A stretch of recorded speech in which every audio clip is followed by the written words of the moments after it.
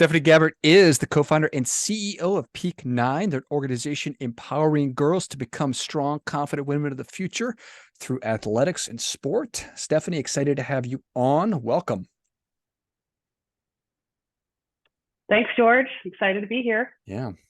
Tell us a little bit about your personal life, some more about your work, and why you do what you do. Sure.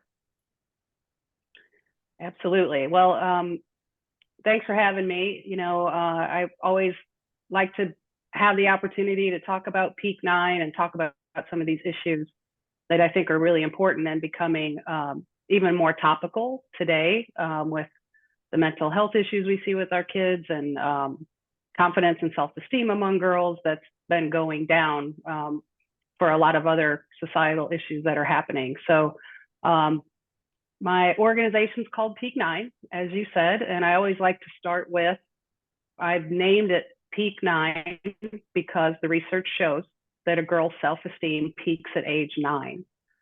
Most people are kind of look at me sideways when I say that. But, in the days now of the Google, you can Google that and a lot of articles will come up and kind of explain why that is or some other interesting facts around that. But basically, Peak Nine kind of evolved out of my experience as a successful athlete. I was a soccer player, after college, basically played at some of the highest levels you could play at during that time. Unfortunately, there were no pro leagues or anything like that when I was that age. And that morphed into my coaching career, which I started doing as soon as I graduated and had the opportunity to coach at high-level Power 5 schools. And also I spent about 5 years coaching full-time with our U.S. national teams, with the youth teams. So I've worked with some of the highest level athletes, female soccer players that, play in this country, have played in this country. And all along that route, confidence and self-esteem were always the biggest issues holding players back, right? So, most athletes, most parents of athletes think, once they hit certain levels, all that's going to be sorted out. They're going to be good to go. But honestly, it just gets more complicated, as they go along that spectrum. And myself and another coaching colleague of mine spent years just having conversations about why is this happening, and eventually that morphed into us creating Peak Nine. And, part of the origin story that I like to relay to people is, for myself personally, I wouldn't put myself in the category of having confidence issues as a young person. We've all struggled with that. Of course, I had my moments, but my experience was as a kid. I was a single parent household. With my mom, and I had an older brother. And my mom was an activist. She was involved in political movements and issues around empowering women back in the 70s. I was a kid. She didn't have time. She couldn't find me a babysitter, so I went. So I was 9, 10, 11 years old, and in marches, and in all these meetings and around all these strong women my entire childhood, plus the women in my family who are very strong role models. And so I didn't know you were supposed to be any other way, and my mom got me involved in sports when I was a kid because she thought that was another great way to, empower me. And so I started realizing probably in my late teens and when I went to college that not everybody had that experience, and most of my friends, girls, and teammates, a lot of them had opposite experiences. So there was a need. I saw that need for how do we get this experience to other people, and really went into the coaching world because that was my way of being able to go out and empower girls, working with younger girls or college players or even players older than that. Coaching was kind of my avenue to do that. So, when I created Peak Nine, that was sort of a result of, all that time in coaching and seeing what those things were and seeing how people respond in different situations. But wanting to make that impact, particularly with the younger girls, because learning those skills at those younger ages is much more impactful and a better way to learn than when you're 22, 23, 24, now trying to learn how do you build confidence. Because I think as coaches, and I've done it myself, I did it for a long time, and it happens all the time. I hear it all the time. You hear coaches say to players, you just have to be more confident, and that's it. It's like, well, how do I do that? No, there's not enough information out there for coaches to do that consistently. And, coaches aren't giving those tools to the players in order to build those skills. Just do it. Yeah, that doesn't work. Like, yeah, I'd like to, but I don't know how. I have no idea. So exactly. Confidence and self-esteem, they're very similar? They're the same? They're different? They're different, but interrelated. So, that debate can go on forever and ever. But, basically self-esteem is more about your value, how you value yourself. So it's an inner thing. It's appreciating and valuing yourself. Confidence is more about the belief in your abilities, the belief that you can accomplish something. But the key factor in the confidence piece that gets skipped over is the belief that I can do something, but I'll be okay if I don't. So if I fail, it's not the end of the world. And what started happening even more in the last probably 5 or 6 years is that, particularly with girls, sort of that fatalist attitude of, if I try something and I fail, it's over. I'll never be able to do this again, or all my friends will disown me, or my parents won't talk to me, or all the things, whatever it is. It can be the smallest thing or the biggest thing they've ever wanted to try. But if there's one thing for younger people to learn, and probably everybody, it's that I'll be okay if I don't is the most important part of that whole piece of that confidence building. Because you can't get better at anything unless you try new things. And when you try new things, you're going to fail. So there's got to be an expectation that that's part of the learning process. And it's not going to devastate you, forever and ever. You think, and you've observed that specifically in this example, women, girls, there's been an increase in that kind of fatalistic attitude? Yes. So, really social media plays the biggest part in that.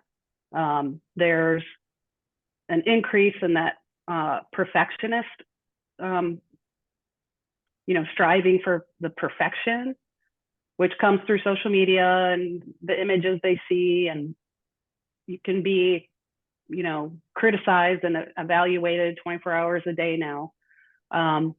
But, and everything that kids do now is almost always shared somewhere, right? Their parents are all excited. They're going to this tournament and blah, blah, blah. And then, they don't have a great game and they lose. Well, that's shared to everyone, their friends all go to some event or something and they're not there. Well, that's all shared and they didn't get invited or they're not there. There's just, it's a 24/7 evaluation of you, not only of what you're doing or trying to achieve, but just who you are. And I think a lot of kids now they're not able to define that line between what you do, what you're trying to do, and who you are. And so they all get kind of lumped together, and not everything works out great. So, and why would they be able to do that? It's not obvious that's And it's very obvious when you describe everything gets shared, good, bad, or ugly or whatever. And Hmm. so we're constantly Hmm. doing this evaluation. So why wouldn't I be a little bit concerned about falling on my face, even though it really Yes. doesn't matter? Yes, true. And it sort of goes both ways too. I work with college teams as well as younger kids, and this I worked with women. This all of the stuff that we do with Peak Nine is transferable across that spectrum, and it the information is fine for boys as much as it is for girls, right? Um, but with college, a unique part with the college players now is they're connected to their coach 24 hours a day, 365 days a year by their phones through texting, posting. There's all kinds of different communication platforms. So at any moment, as a college athlete, I can be sitting in class taking a test, and my phone beeps, and there's a text from my coach, which I don't want to open because I'm taking a test. But right away, I'm like, uh-oh, am I in trouble? Why is coach texting me? Parent can text. So it's just this constant state of alertness that happens. And it goes the other way too. Coaches are 24 hours a day connected to every player and every parent of every player and every assistant coach and boss that they have as well. So, a lot of the confidence issues that come up because of what's happening in their brains. What kids are saying to themselves when they're imagining what's happening in this situation. So, this constant connectivity just creates more imagination if you're not able to resolve it in an immediate fashion. And that self-talk and the negativity is a huge influencer on girls, in particular, their lack of confidence and lack of self-esteem, low self-esteem. Thank you. I don't think I've ever heard anybody sort of summarize problems, the perils of modern living and kind of what that's doing to us, but that certainly makes sense. What, so I struggle with, and I think that we all struggle with self-image, but where we derive that from, what's the best source of self-esteem? Oh, the best source of self-esteem. I That's guess a I hard kind of, question yeah, I to kind of answer. asked Yeah. because these days there's a lot of celebration about just our immutable characteristics. There's body Yeah. positivity. There's I'm a proud this, or I am happy because I am this. And I don't know if that's good or bad. Right. I'm just aware that it's out there.